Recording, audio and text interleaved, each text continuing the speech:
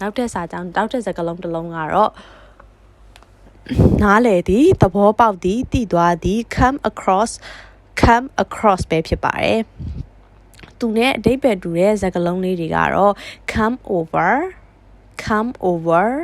come through တို့ပဲဖြစ်ပါတယ်ဒီစကားလုံးကိုဗမာအသုံးပြုလဲဆိုရင်တော့ကိစ္စတစ်ခုခုသို့မဟုတ်အတွေ့တစ်ခုခုကိုမမျှော်လင့်မဲ့ခေါင်းထဲမှာရုတ်တရက်ပေါ်လာတယ်သို့မဟုတ်တစုံတစ်ယောက်ကိုလမ်းမှာမချင်းဆိုပဲတွေးလိုက်မိတယ်ပစ္စည်းတစ်ခုခုကိုကမရှာပဲအမှတ်မထင်ရှာတွေ့သွားတယ်ဆိုတဲ့နေရာတွေမှာအသုံးပြုလို့ရပါတယ်ဥပမာပေးရရင်သူတော့အကြာကြီးရှင်းပြနေတာပဲဒါပေမဲ့သူပြောချင်တာကိုနားမလည်ဘူး He explained me for a long time but his meaning didn't really come across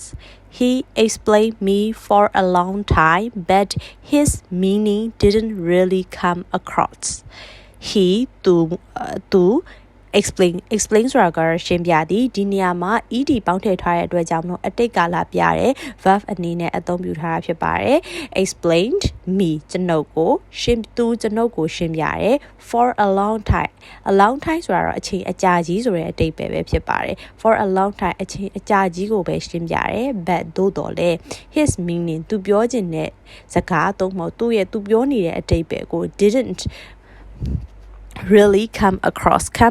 ရာကနားလေသည် didn't come across ရတဲ့အတွက်ကြောင့်မလို့နားမလည်ခဲ့ဘူး didn't really come across တကယ်ကိုနားမလည်ခဲ့ဘူးဆိုတဲ့အဓိပ္ပာယ်မျိုးပဲဖြစ်ပါတယ်ဒီနေရာမှာလည်း come across ရာကနားလေသည်ဒီဟာကိုနားလေသည်ကိုနားမလည်ဘူးလို့ဖော်ပြခြင်းတဲ့အခါမှာဆိုလို့ရှိရင်တော့ do a verb to do နဲ့ not နဲ့ကိုပေါင်းပြီးတော့ထည့်ပြီးတော့အသုံးပြုရတာဖြစ်ပါတယ်အတိတ်ကာလကိုပြတဲ့စာကြောင်းဖြစ်တဲ့အတွက်ကြောင့်မလို့ verb to do တွေက did ဆိုပြီးတော့did ဆိုတဲ့အတိတ်ကာလကိုပြတဲ့စကားလုံးကိုအသုံးပြုပြီးတော့သူ့အနောက်မှာ not ကိုတွဲပြီးတော့အသုံးပြုပေးရတာဖြစ်ပါတယ် did not ကိုအတူကောင်းအနေနဲ့အသုံးပြုရင်တော့ didn't ဆိုပြီးတော့အတန်ထွက်ရတာဖြစ်ပါတယ်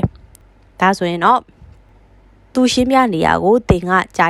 နားမလည်ဘူးဆိုတဲ့အဓိပ္ပာယ်မျိုးပဲဖြစ်ပါတယ်သူဘလောက်သူအချိန်ကြာကြီးတော့ရှင်းပြတယ်ဒါပေမဲ့သူပြောနေရကိုကနားမလည်နိုင်ဘူးသူဘာပြောချင်မှမသိဘူးလို့ပြောချင်တဲ့အဓိပ္ပာယ်မျိုးပဲဖြစ်ပါတယ်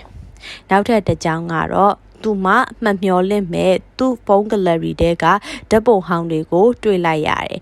She came across old photos in her phone gallery She came across old photos in her phone gallery She သူမ came across ကတော့ခုနပြောသည့်အတိုင်းမမျောလင့်မဲ့တွေ့ရှိလိုက်သည် old photos သူမရဲ့ဓာတ်ပုံဟောင်းတွေကိုတွေ့ရှိလိုက်တယ် in her phone gallery သူမရဲ့ phone gallery ထဲကနေပြီးတော့ဓာတ်ပုံဟောင်းတွေကိုတွေ့လိုက်ရတယ်ဆိုတဲ့အဓိပ္ပာယ်ပဲဖြစ်ပါတယ်ဒါဆိုရင်တော့သူမက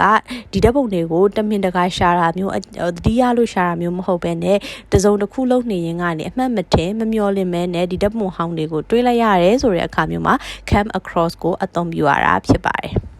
နောက်ထပ်အဓိပ္ပာယ်တစ်ခုကတော့လူတစ်ယောက်ကိုထင်ရတယ်လို့ဖော်ပြခြင်းတဲ့အခါမှာအသုံးပြုပါတယ်။သင်စိတ်ထဲမှာရှိတဲ့သူနဲ့ပတ်သက်တဲ့ impression ဆိုတဲ့ထင်မြင်ချက်ခံစားမှုသဘောထားဆိုတဲ့အရာတွေကိုဖော်ပြခြင်းတဲ့အခါမှာအသုံးပြုပါတယ်။ဥပမာပေးရရင်သူကတော့အမြဲလူကောင်းလူမွန်းဆိုတဲ့ခံစားချက်ပေးတယ်။ He always comes across as a decent guy. He always comes across as a decent guy. He သူကတော့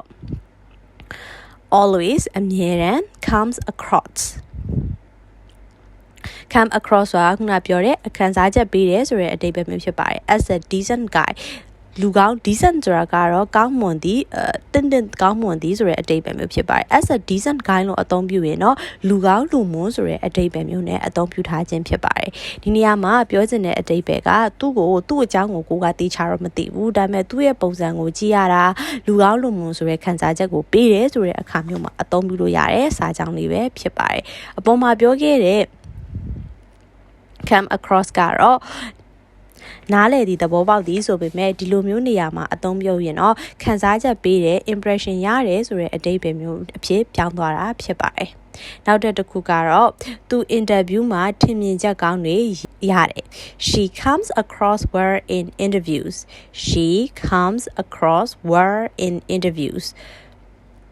ဒါကတော့ she သူမ comes across ရခဲ့တယ် words ကောင်းမွန်တဲ့ထင်မြင်ချက်ကောင်းတွေရခဲ့တယ် in interviews မှာ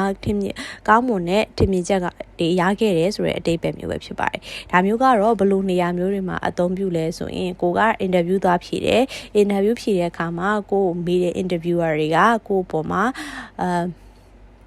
အထင်ကြီးသွားတယ်လေးစား